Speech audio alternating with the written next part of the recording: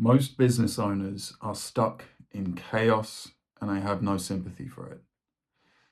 It's very common, though, to spend all of your time poking and prodding people for information, hoping that they're doing the right thing, and at the end of it, having a lot of fires to kill or put out instead of spending your time on the things that will actually help your thing survive. I'm James. I'm chief of staff to a company that's 10 years old now, and I've built a lot of the business functions within that company from scratch. And in doing so, I developed a method, a philosophy of system design that I think you can learn from. So if you look back at the advice about system design, going back to, I'm sure it came before this, but Sam Carpenter, Work the System. It was a book I read, I think, in the late 2000s, and it felt like a life-changing moment. But like many of these things, it didn't actually change my life. There were many pieces of the puzzle which still had to fall into place, but the basic piece that this gave me is that the entire world is built of systems. From your body, obviously the natural world, the processes within every cell can essentially be broken down into step-by-step checklists. And that might be why we love checklists so much, or we love lists in content that we look online, that we see online, because we intuitively know that everything can be broken down into, a linear progression. However, it's not really that way, because there are branches within these systems. There are gates, decisions, where something goes one way or the other. But you could say that, well, okay, but each of those things that then happen can be broken down into a step-by-step thing. Basically, this book, Work the System, gave this impression or pushed this idea that a business can be broken down into its subcomponents of checklists, basically, or written instructions.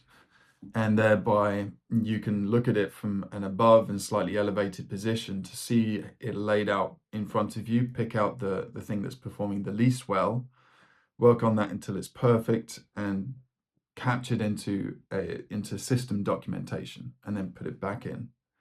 And then do the same thing with the next thing, and the next thing, and the next worst thing, and the next worst thing, until the whole system, the whole super system, is running perfectly.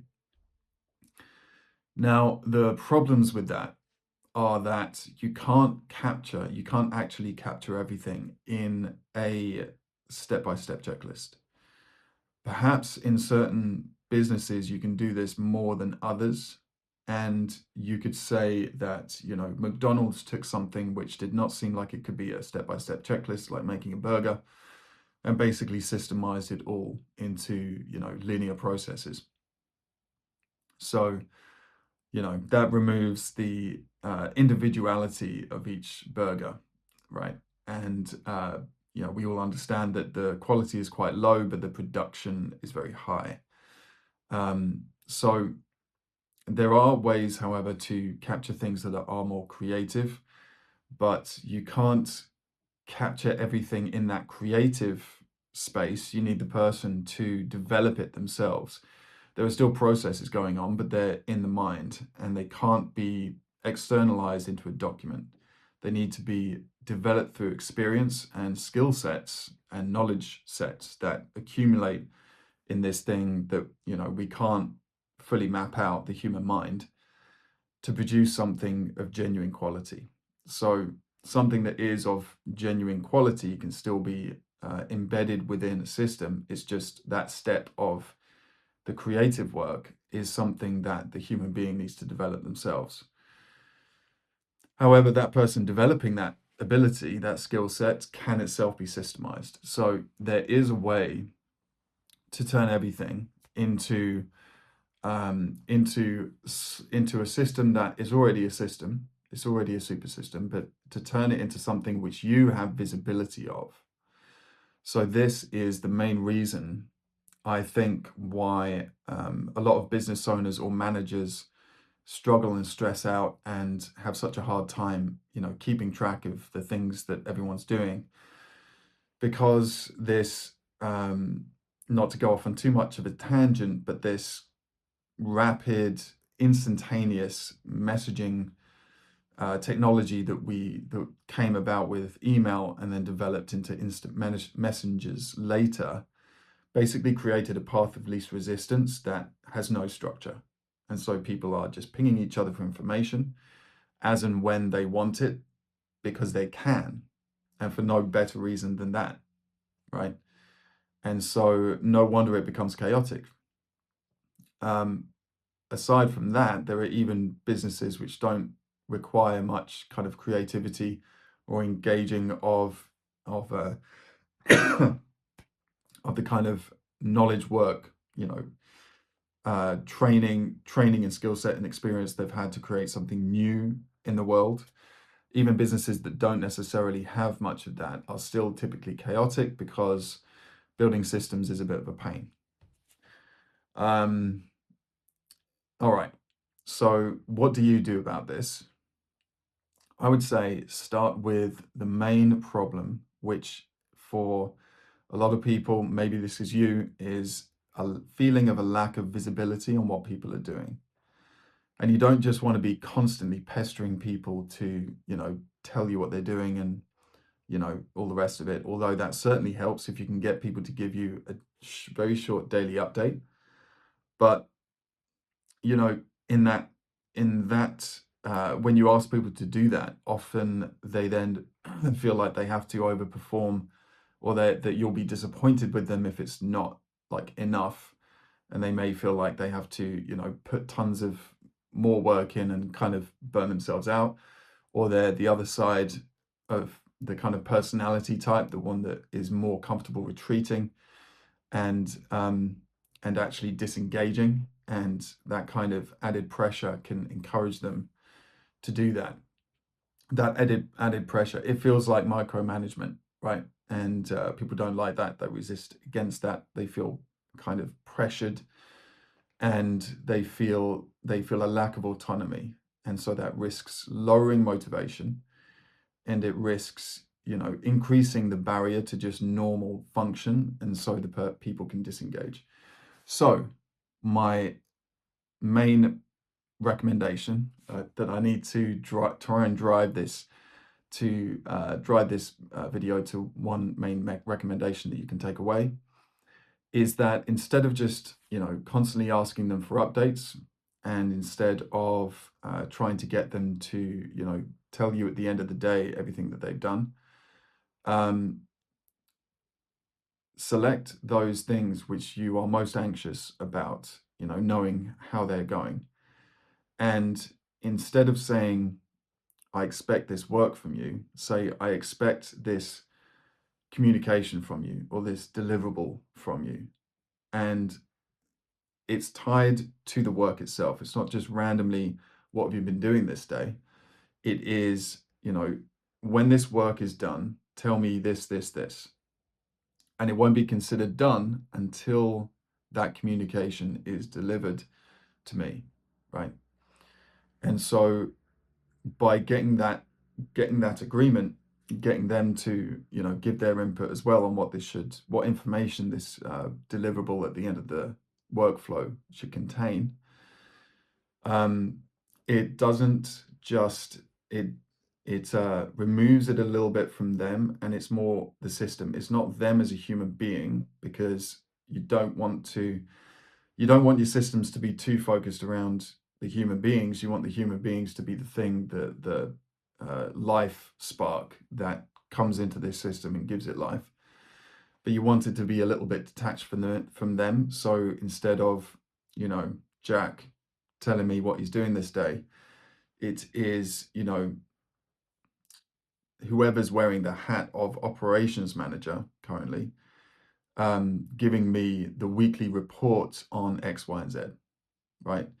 And so it's tying communications to specific workflows that you predefined and agreed with them that tell you everything that you want to know about that workflow, and that is only considered done, that work is only considered done when that communication is delivered to you. And so this, I think, is a powerful unlock to helping you develop systems without having to think, okay, we need to sit down and write down every little thing which we do into SOPs, standard operating procedures, if you haven't heard that before, but a lot of people are. For some reason, it's a very boring term that's got a lot of traction.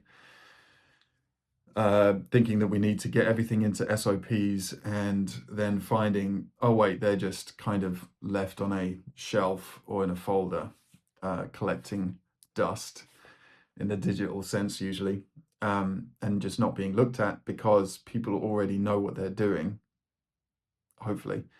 And, you know, when they do know what they're doing, maybe from your checklist, they learn it. And then because they've learned it, they don't look at it again.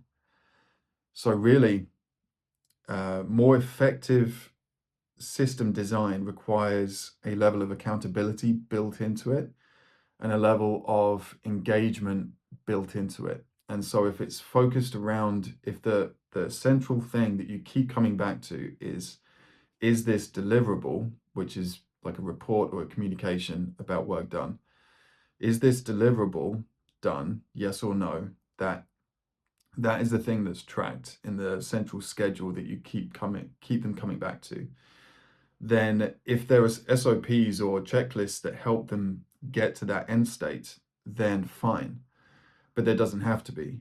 The important thing is the end state, and the important thing is that you are told what you want to be told about this work that's done at a time that you expect it. And you keep coming back to that so that they are trained and they know, look, if they get this done, if they get this communication done about this particular piece of work, that then they are immune from getting in any trouble. You're not going to be mad at them, assuming that, you know, the report is not just this week I did nothing because I couldn't be bothered, which, you know, it's never going to be, but, you know, something where main things are missed. So you could say, look, in order for this to be done, this deliverable needs to be done, and this needs to be done, and this needs to be included about, you know, about this stuff that was done, maybe how long it took, or any other kind of metric. But basically, the idea is that, you know, they know that if they do their work faster, you're not going to just give them more work to do, because what you actually care about is that they get the results done that you want them to do, that they get the deliverables delivered when you need them to. That's what you care about. And so make that the central focus of your system design, and I think it will help you greatly. So, all right, that's my attempt at explaining this core idea off the cuff.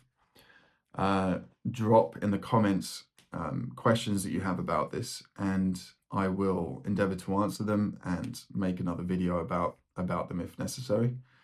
I know there's a lot in this, but yeah,